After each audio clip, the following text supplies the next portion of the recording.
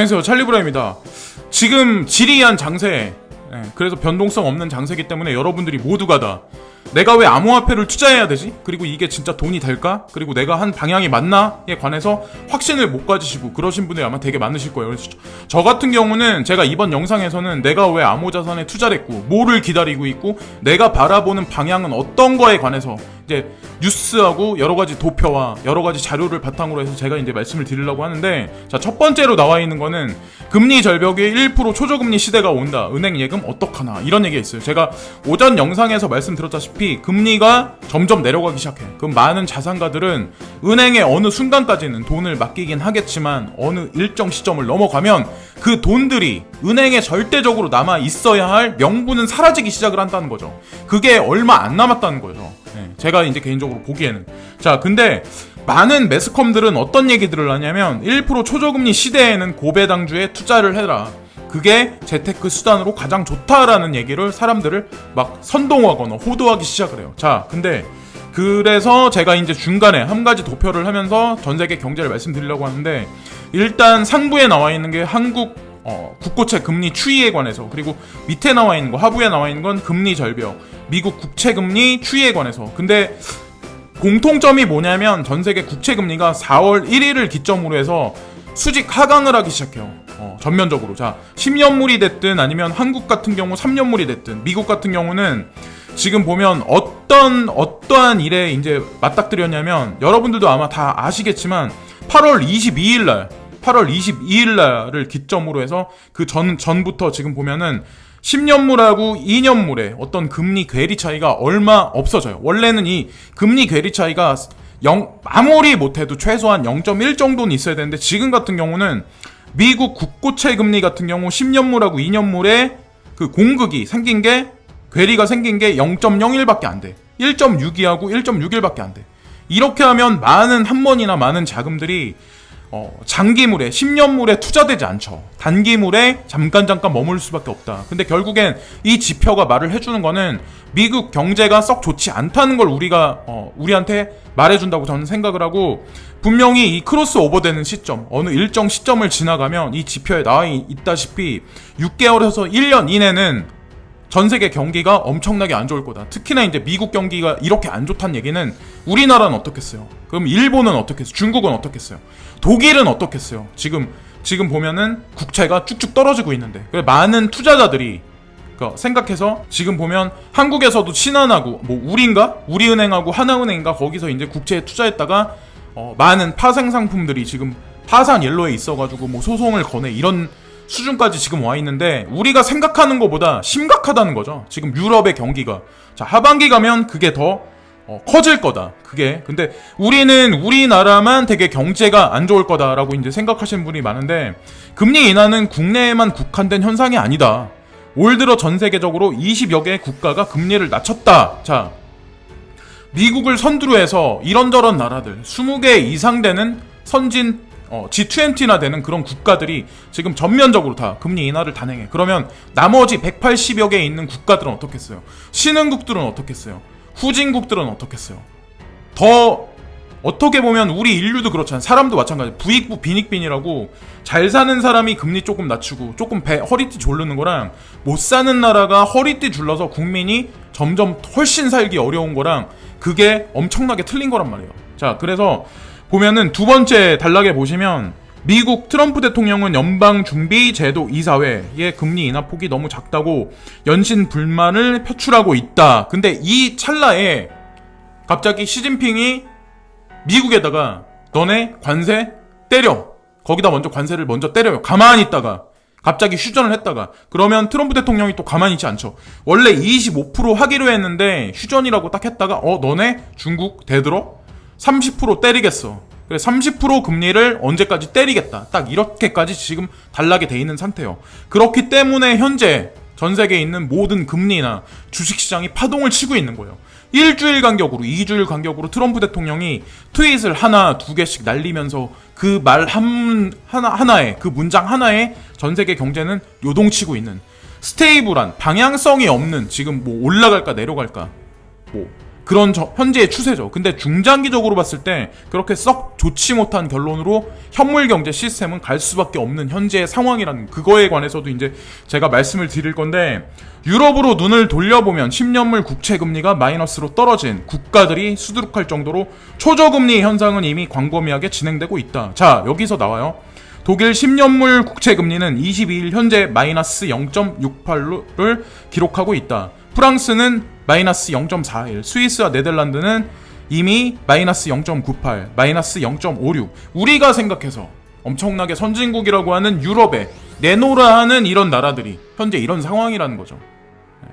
이게 현실이에요. 이게 현실이라는 거죠. 우리나라보다, 제가 봤을 땐 중장기적으로 봤을 때 우리나라가 통일을 한다면 이런 나라보다 못하다는 그런 생각은 전 안 하거든요. 지금 현재 상황에서 여러 가지 측면에서 봤을 때 그건 이제 다른 영상에서 이제 말씀을 드릴 거고, 자, 그래서 제가 이제 말씀드리고 싶은 건, 대다수의 매스컴에서는 이제 지금 암호화폐에 관해서는 좋은 얘기, 이런 얘기는 안 해. 얼마 전에 PD수첩에서도 뮤트코인인가 뭐 그런 얘기를 하면서 뭐 사기꾼이다 뭐 이렇게 한마디로 한쪽으로 부정적으로 이렇게 오류로 사람들을 몰아가고 호도하고 선동하고 그랬는데, 하는 놈은 한다는 거죠. 이 시장에 관해서 어떤 펀더멘탈을 아는 사람은 굳건하게 그 자리를 지키겠지. 그래서 끝까지 남아서 그 단 열매를, 단 꿀을 먹겠죠. 근데 어쨌든 매스컴은 그런 식으로 사람들을 살짝 몰아간다. 어쨌든 저는 그걸 긍정적 시그널이라고 생각한다고 말씀드렸고, 자, 배당주에 투자를 하는데 거기에 오류가 있어.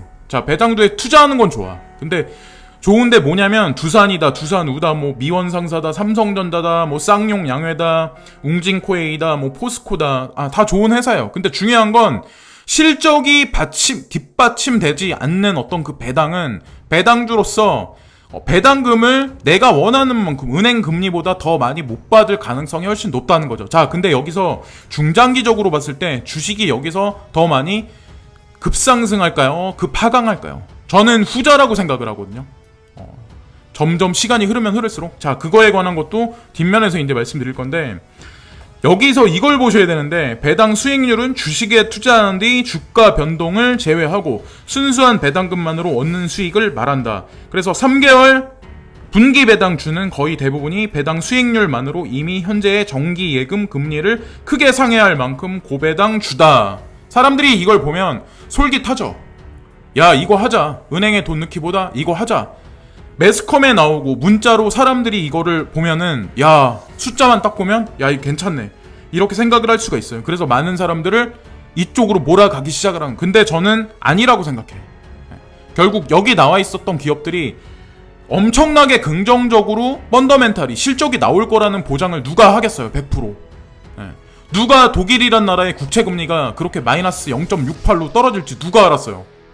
그거를 하나은행에 있는 사람, 뭐 그런 사람들이 모를까요? 누구보다 스마트한 사람들이 아마 있을 텐데. 자, 그래서 우리는 사실 뭐 어떤 뭐 파생상품에 투자할 때, 은행의 PB가 얘기할 때, 어떤 주식의 애널리스트가 얘기할 때 군중 심리에 동화돼서 뭐 브라질 채권에 뭐 투자를 한다든가, 아니면 뭐 지금 보면 우리 암호화폐 시장 같이 지지부진한 뭐 비트코인에 투자를 한다던가, 알트코인, 죽어가는 알트코인에 투자한다던가, 이런 것도 다 우리는 알고 보면 옆집에 누가 그거에서 돈 벌었대, 옆에 있는 동료 직원이 그거에서 돈 벌었대, 이면에 있는 거는 찾아보지 않은 상태에서 그냥 투자를 하니까 우리가 이 길을 끝까지 가지 못한다고 저는 생각을 하거든요. 어쨌든 가장 중요한 건 군중심리에 있어서 이 투자의 방향성이 결정된다. 지금 현재 시장이 침체되어 있는 건 맞아요. 암호화폐 시장이. 자, 근데 제가 이제 여러분들한테 이제 본격적으로 말씀드리고 싶은 게 뭐냐면, 소유와 공유를 넘어서 구독경제 시대가 온다. 저 여기 보면은 넷플릭스가 있고 트위치가 있고, 끝에 보면 제가 이제 지금 계속해서 이제 만들어 나가고 있는 콘텐츠가 주로 업로드되는, 여기 보면 유튜브가 끝에 나와요. 빨간색으로. 자, 근데 제가 뭘 말씀드리려고 하냐면, 지금 현재의 어떤 그 상황이, 현대자동차도 마찬가지. 지금 보면은 구독경제 쪽으로 전면적인 플랫폼이나 전면적인 시스템을 개혁하고 있어. 그리고 어떤 옷회사, 명품 옷회사, 명품 청바지 회사 같은 경우도 오히려 판매량이 급감하니까 오히려 사람들한테 옷을 빌려주는 구독경제 시스템, 어떤 공유하는 어떤 쉐어 경제 시스템, 이런 식으로 계속 나아가고 있다고 저는 생각을 하거든요. 자, 근데 그게 왜 그러냐면 이유를 우리가 여기서 알 수 있어. 옛날에 이제 산업혁명이 초창기에 이제 근대 산업화로 넘어가면서 그때는 인구도 막 늘어나고 자원도 그때는 넘쳐났고 사람들도 돈이 생기고 자본주의가 생기면서 막 여기저기 대량 생산 시스템이 생기고 건물도 여기저기 막 지어대기 시작하고 부동산 가격은 올라가고 막 그런 사회. 그래서 지금 현재 근대에 들어와서 지금까지 많은 차량이 현대자동차 같은 경우 뭐 아니면 뭐 독일의 폭스바겐 같은 경우 뭐 벤츠 뭐 BMW 이런 많은 차량을 해외로 수출하면서 우리나라도 현대차 같은 경우 많은 차량을 해외로 수출하고 국내의 내수 시장을 견인하면서 많은 어떤 성장 동력을 이끌었는데 지금 같은 경우는 국가적으로 독일도 마찬가지로 저출산 그리고 경제 성장률도 점점 낮아지기 시작을 하니까 소비하고 어떤 생산하고 이 패턴이 점점 끊어지기 시작을 해요. 생산은 많이 되는데 소비가 점점 둔탁해져. 그러니까 경제가 점점 안 좋아지니까 점점 그렇게 돼. 거기에 맞춰서 이제 뭐 코카콜라 같은 경우 음식도 뭐 유전자 변형 뭐 아니면 화학 공식의 뭐 어떤 새로운 진입 뭐 여러 가지 어떤 그런 복잡다단한 어떤 대량 생산, 대량 소비 사회의 체제에서 물건이 넘쳐나고 음식도 넘쳐나고 막 그런 세계에 우리가 있었는데 지금 현재는 사람들 호주머니에 돈이 점점 떨어지네. 점점 경제는 침묵되고 점점 침체되어 있는 현재의 일로 사람들은 이제 누굴 만나서 연애도 하지 않는 현재 시점. 근데 제가 이제 여러분들한테 말씀드리고 싶은 게 뭐냐면 이거는 좀 약간 비약일 수도 있는데 자, 오큘러스 퀘스트라는 게 분명히 나왔다고 제가 말씀드렸죠. 60 얼마면 사요. 60 얼마면은 우리가 그거를 이게 그 고성능 컴퓨터가 없어도 이거를 우리가 즐길 수가 있어요. 그 아직 콘텐츠가 많이 없어요.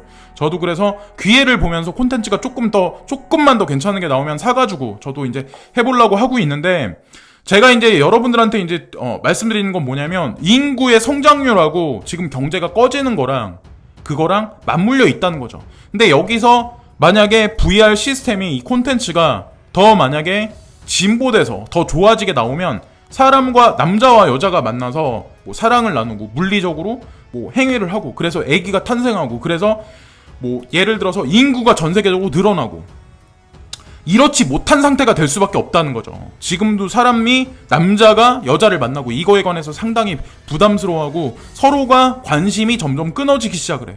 그러면 지구라는 어떤 그 땅덩어리를 지배하는 어떤 그 세력들이 원하는 거는 저는 인구가 더 이상 많이 안 늘어나는 걸 원한다고 생각하거든요. 의도적으로. 어쨌든 중요한 거는 이런 VR을 이용해서 이성을 그냥 P2P로 누군가를 이제 직접적으로 물리적으로 안 만나고도 사랑을 교감하고 이런 세상이 온다면 지금보다 기하급수적으로 인구는 줄 수밖에 없게 되겠죠. 저는 이제 한편으로는 이제 그런 생각을 하거든요. 자, 근데 경제 상황의 문제로 이제 다시 들어가서 이제 제가 말씀드리고 싶은 게 뭐냐면 지금 현재의 상황이 뭐냐면 경기는 안 좋아져. 근데 물가는 올라가. 제가 아까 오전에 영상에서도 말씀드렸다시피 경기가 안 좋아지는데 여기서 미국에서 금리 인하하겠다, 양적 완화하겠다는 얘기를 했어요. 그죠? 그러면 전통적으로 지난번에 있었던 양적 완화했던 거랑 어떤 수단과 방법이 변한 게 아무것도 없어. 그러면 지금 보면 이 경기가 계속 꺼져가지고 물에 둥둥 떠있는 배가 가라앉고 있는데 여기다가 바람을 불어넣는다. 여기다가 수리를 하겠다. 그래서 이 경기가 다시 부양을 할까요? 지금 보면 물가는 고공행진해. 그러면 이게 전 세계에 있는 경제 당국자들이 가장 싫어하는 게 뭐냐면 인플레이션을 싫어하는 것도 아니고 디플레이션을 싫어하는 것도 아니야. 그거는 대안의 방법이 있어요. 인플레이션과 지금 보면은 디플레이션. 근데 스태그플레이션은 경제 당국자들이 이러지도 못하고 저러지도 못하고 어떤 그런 형국이야. 그렇기 때문에 트럼프 대통령은 단순하게 어떻게 보면 지금 보면 미중 무역전쟁이 갈등이 심화되기 때문에 제롬 파월러는 금리 인하해 양적 완화를 반드시 해야 돼. 1% 이상 강경하게 나가야 돼. 그리고 4차 양적 완화를 반드시 해야 돼. 이렇게 말을 하지만 제롬 파월, FED는 뭔가를 알고 있다는 거죠. 왜? 그거를 결국 하게 되면 달러에 대한 종말을 고하는 것밖에 안 되거든. 그렇기 때문에 시간을 점점 딜레이 하는 거야. 자, 근데 결론 지어서 제가 이제 말씀드리고 싶은 게 뭐냐면 비트코인의 탄생 연도가 2009년 1월 3일이에요. 원래 이 코드가 탄생했을 때가 2008년 10월달 사토시 나카모토라는 어떤 가명을 쓴 어떤 프로그래머가 이걸 만들어냈는데, 실질적으로 세상에 태어난 건 2009년 1월 3일이다. 자, 여기서 한 가지 우리가 한번 이렇게 맞춰볼 게 있는데, 2009년 1월 28일 날 FRB는 장기채 매입을 통한 양적 완화 정책을 본격 추진하겠다고 발표했다. 자, 비트코인 탄생하고 얼마 안 돼요. 시간 차이가 며칠밖에 안 돼. 자, 여기서 제가 말씀드린 걸 알 수 있죠. 비트코인의 탄생은 우연이 아니라는 거죠. 이 전 세계 금융 시스템을 설계한 그들에 의해서 저는 탄생했다고 생각을 하는 거고, 비트코인 ETF의 승인은 결국에는 이 달러의 양적 완화가 언제 돼서 달러의 종말이 언제 고해지냐, 그거에 있어서 비트코인 ETF도 결국에는 저는 승인이 될 거라 생각을 하거든요. 자, 1차 양적 완화 시점이 1월 28일 2009년. 자, 2차 양적 완화가 2010년 11월 3일, 3차가 2012년 9월 13일, 3차 양적 완화 시즌 2, 그러니까 3.5차 양적 완화가 2012년 12월 13일. 이 기점으로 해서 미국 국채가 추가로 사들여 매달 채권 매입 규모를 850억 달러로 확대키로 결정했다. 자, 여기서 일본 중앙은행의 양적 완화 정책 사례. 여기서 일본도 마찬가지로 양적 완화를, 미국에서 양적 완화를 멈추면 원래는 중국이 치고 나오기 전에는 전 세계 GDP, GNP 제2위 국가였던 데가 원래 일본이었어요. 근데 일본이 오히려 미국 국채를 사들이고 그랬었어. 회사채도 사주고 일부러 버팀목이 돼줬죠. 근데 현재의 시점이 일본 같은 경우도 마이너스 금리 정책으로 이미 돌아섰고, 국채 같은 경우 건덩건덩해. 목에 칼이 들어와 있는 상태야. 조금만 가면 경동맥을 끊어가지고 사람이 급작스럽게 죽을 수밖에 없는 그런, 바로 그 면목에 와 있다는 거죠. 그 면전에 와 있다는 거죠. 이제 그래서 어쨌든 지금 현재는 일본이 아베노믹스를 통해서 미국의 국채를 사들여서 지지 기반을 하긴 하지만, 제가 이제 개인적으로 보는 관점은 거의 다 왔다는 거죠. 그렇기 때문에 2008년도, 2009년도 1월 달에 탄생했던 비트코인, 그리고 그 이후에 2015년도부터 주룩 나왔던 알트코인들이 전 세계에 있는 모든 어떤 플랫폼들, 지금 여기 나와 있진 않지만 그게 아마존이 됐든 알리페이가 됐든 위챗이 됐든, 그리고 페이스북에서 FB 코인이 됐든 FB 스테이블 코인이 됐든, 그런 것들하고 결국엔 다 연동해가지고 구독 경제, 그러니까 전 세계가 토크나이즈화되는 어떤 그런 시스템으로 갈 수밖에 없다는 거죠. 현재 있는 원화가 됐든 달러가 됐든 위엔화가 됐든 엔화가 됐든 그런 전통적인 어떤 화폐 가치는, 화폐로서의 어떤 그런 것들은 점진적으로 캐시리스 소사이어티를 추구하는 세력들에 의해서 은행권에서, 금융권에서 점점 사라질 수밖에 없고, 결국에는 이런 플랫폼화된 어떤 공유경제, 이런 식으로 갈 수밖에 없다는 거죠. 물리적인 거에 어떤 생산성, 어떤 성장률이 정체될 수밖에 없고, 그거는 인구의 성장률의 지체로부터 오는 거고,